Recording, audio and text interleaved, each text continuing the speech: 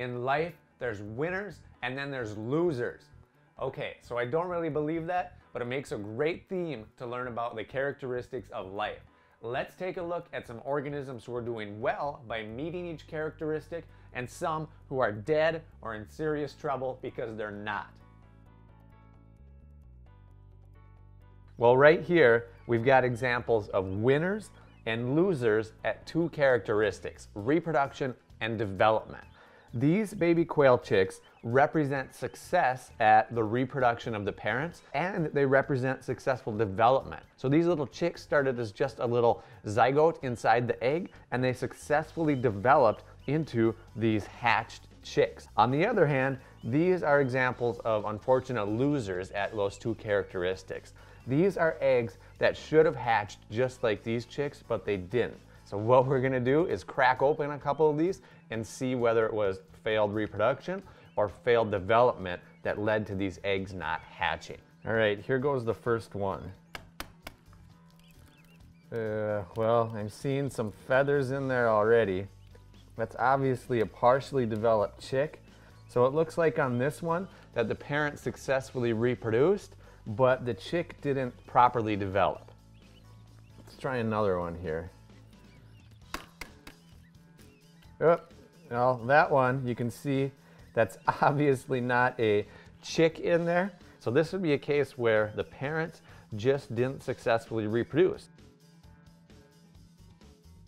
What's left of this ash tree is showing us what it's like to be a winner for organizations. This tree, I cut off pretty much most of the stem and definitely all of the leaves. But somehow it was able to reestablish organization and regrow the stem and the leaf system to maintain life. This aspen tree is a loser at organization. Probably a year or two ago, a deer came along and rubbed its antlers along the stem, and then the leaves weren't able to send nutrients down to the roots, and the roots weren't able to send water and minerals up towards the leaves. The systems weren't working, so the whole thing shut down and it died. Underneath this wheelbarrow are a bunch of losers at obtaining energy. Pretty much all the energy on the planet that living organisms use to survive starts out as sunlight energy.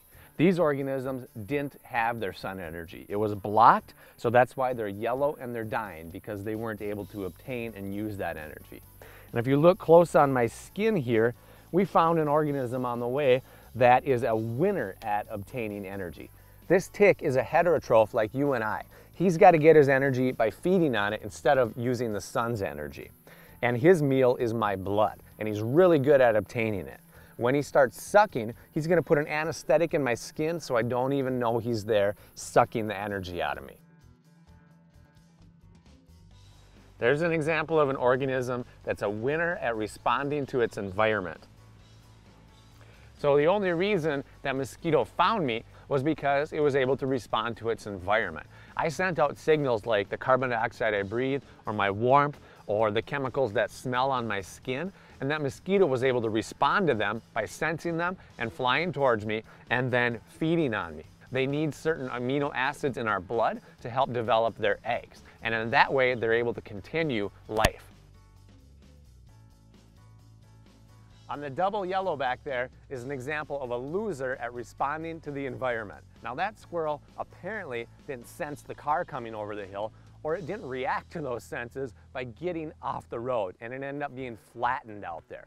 It was probably really good at responding to other things in its environment because it grew up to be an adult squirrel.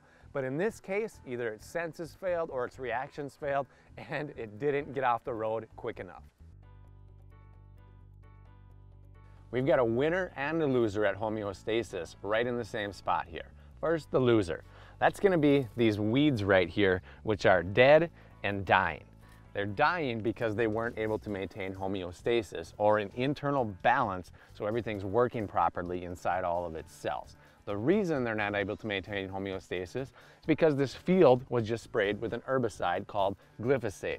The reason it works is because it inhibits the production of 3 amino acids. Those amino acids are needed to build the enzymes that carry out all the chemical reactions in the cell, the chemical reactions that maintain homeostasis. Now, the winner is this corn. It was sprayed with the same exact herbicide, but you can see it's doing great. The reason is because this corn is genetically engineered to be resistant to the glyphosate herbicide. So the farmers can spray it on the field, it kills all the weeds, but it doesn't kill the corn. With me here are a couple winners at adapting to their environment. About 20 to 30,000 years ago, the ancestors of these domestic dogs split from wolf ancestors. And that's because they had certain adaptations that allowed them to survive better in a new environment. And that new environment was created by human hunter-gatherers and the meat carcasses that they left from what they were killing. Normally, wolves are really evasive from humans, but certain wolves had adaptations where they weren't so evasive to people, and therefore they had this new food source. As they followed the humans around, they became split from the normal wolf population.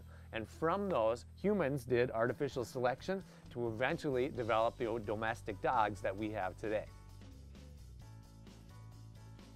Right here we've got a species that's a loser in the adaptation department. This is the caterpillar of a monarch butterfly.